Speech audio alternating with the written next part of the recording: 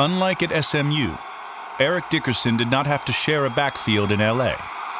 He was the workhorse, who set a record with 390 carries as a rookie. He's just getting started, just getting warmed up. Nice job, Eric. And the Rams' go-to player had a go-to play. We were down in Tampa, and we ran 47 gap. And I'm looking at two DBs. All they have to do, to me, is stay on the angles that they're on, and they're going to run and get him. Well, they took 2 steps, readjusted their angles, and tried to head him off at the pass, and he went right between them. Dickerson pops it up the middle of the 40, to the 30, to the 20, to the 10, to the 5, touchdown! If there was a play that a person was born for, you were born for. That 47 gap, boy. I still this was my steps. I'd go back like this here to give a guard and tackle time to pull. Because at first I used to do this, like the jab step, and I'd be on them too fast. So he said, you got to figure a way to slow it down. Right. So I just came up with this like little jab step like this here, turn sideways, hit. And I'm right on him, looking downfield.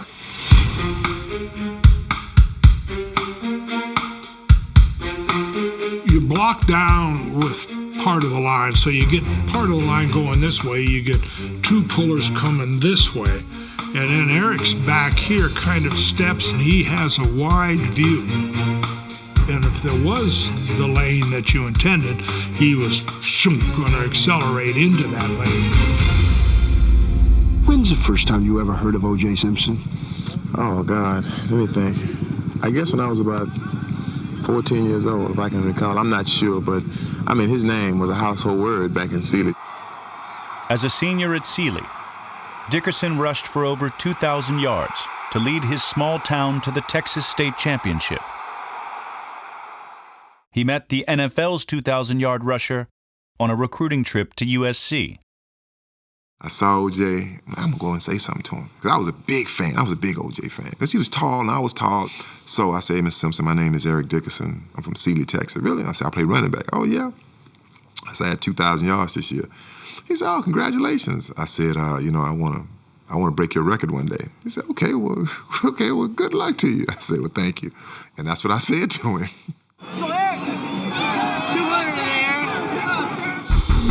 2003. That was the record number of yards O.J. Simpson rushed for in 1973. Dickerson would need to average over 125 yards per game to break it. I kind of got caught up in the whole idea of breaking the single-season rushing record. I mean, that's a special number. Come on, let's get it rolling now. Let's get it rolling. It was a couple games, and he like, Eric, we behind pace. You got to pick it up. I'm like, how many I got? You got 78 yards. You got to pick it up. I'm like, all right. So by the third quarter, how many got? 130. All right, good. Just pad on some more. Just put on some more yards. You said last night, don't ask, but I have to ask. How do you feel? I happen to be a fan of Eric's, and I knew when I wrote the record that one day it was going to be broken. They're not monuments, they're goals. They're going to be broken, and I'm just happy that it's a player of Eric's caliber who is doing it. With 2 weeks to play, Dickerson was 211 yards away from the record. Oilers, they were talking. I mean, you ain't gonna get no 200 on us today. And I'm like, oh, dog, I'm gonna break this record on y'all's ass today.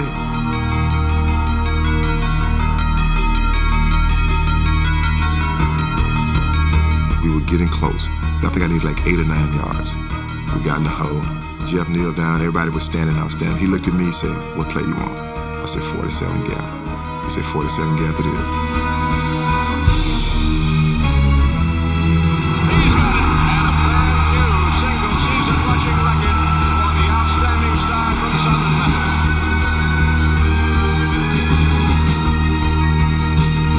The thing that made that record so special is that all the players were involved in it. Every guy wanted a piece of that. They were just like, man, Dick, man, go out and get it today. I mean, and that made me feel good. And I think that's what that record means to me, that 2105. So many people said you can't do it, or he's not that good. You hear all these negative things, and then when you do it, then people got to stand back and say, well, maybe so. In the span of 2 months in 1984, both the single-season rushing record and the all-time rushing record had fallen. Walter Payton received a Lamborghini for his accomplishment. Dickerson's sponsor, Adidas, had a different reward in mind. Everybody's there, and they pull up a cake, a big carrot cake. like for a birthday. And they're like, well, congratulations. Congratulations, that's it? A carrot cake? I think Dennis, one of the guys, stuck his hand in the cake. Man, there's no key in this cake. Walter Payton get a car and you get a cake? Well, it was an embarrassment to me that they didn't do anymore. A carrot cake? That's what I got. When you run for 2,000 yards back in those days, you got a big carrot cake. And I couldn't even eat the cake. I'm allergic to nuts, so I couldn't even eat it. Everyone wanted a piece of the new record holder. Appearances in exercise videos and on Soul Train showed off Dickerson's moves. But it was in a magazine spread where he just showed off. What in the world? What in the world is going on here? Oh, gosh. That magazine, that come back to haunt me. Have you seen this before? To be honest with you, Jackie, This is the first time I've I seen never it. subscribed to Playgirl before, No, me either. but I never seen underwear that little before. My embarrassing moment with this magazine was, I'm in Toronto, Canada, at a hotel, and a lady, she looks at me, she says, "You're Eric Dickerson, aren't you?" And I say, "Yes, ma'am." You know, she's like, "I think she's 60. Oh, you fine. I got that Playgirl magazine. Oh my gosh. I was so embarrassed. I'm shocked and dismayed. I can't believe that wasn't all up in the locker room. Me either. That's bulletin board material. Eric said I refused to take off my clothes. He was like, no way would my mother. I had to tell her first, because she didn't know what Playgirl was. I said, "It's a men's magazine." "What kind of men's magazine?" I said, "Well, Mom," I said, "no, I ain't gonna do this." I said, "But they naked." "Naked? You ain't taking your clothes off." I said, "No, I'm not taking my clothes off." Look at the embarrassing. Up next, fame would not equal fortune for Eric Dickerson. I'm loyal, but if I get in my mind that you're not, I'm like, hey.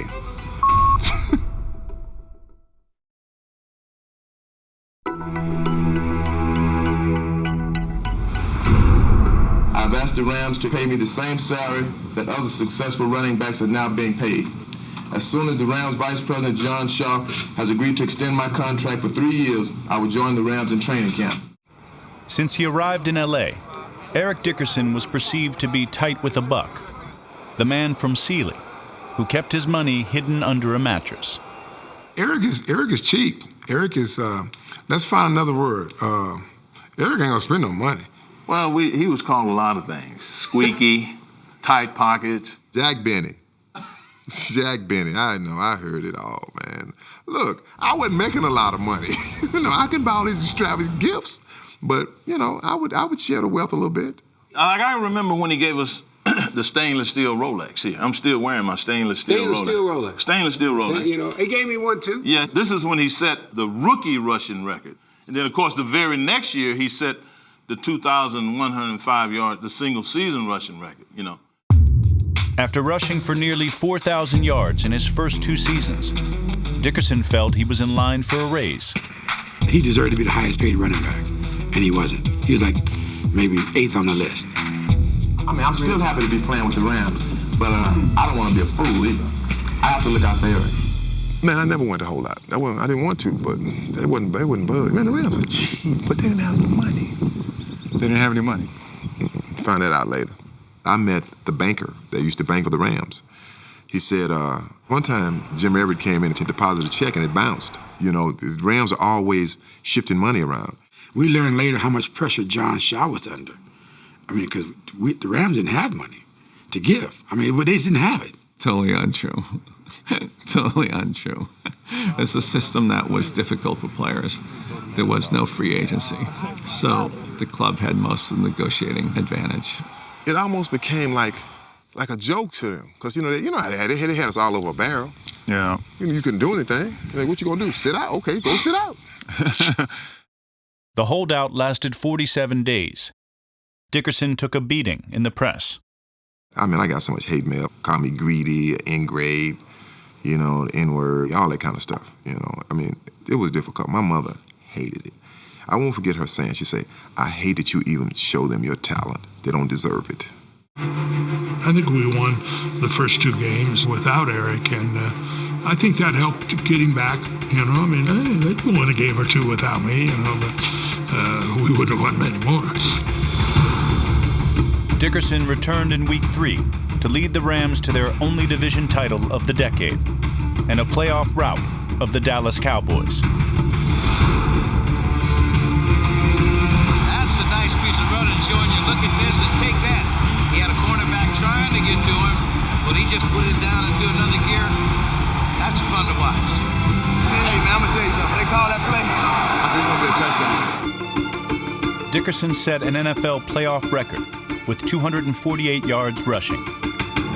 Former teammate Craig James was there to see it. I had no idea how we worked this out, but we're playing out there at the Raiders, and Eric was playing, I guess, in Anaheim. And basically, Eric left me tickets, and 2 or 3 of my teammates and I went to watch him play. And he ran for 250 yards that day. I mean, he was like, I was watching him play at Sealy again. Brock turns out and pitches off to Dickerson. Hard right, at the 40, 35, 30, down to the 20, 15, down to the 10, to the 5, touchdown! Whoa, did he do that? Yes! So I remember saying, hey, take care of your business, man, because if we can win next week, you guys win next week against Chicago, we'll play in the Super Bowl. Man, how cool would that have been? We always say that would have been the greatest thing. Chicago got us both, though. Yeah, Chicago got us for sure.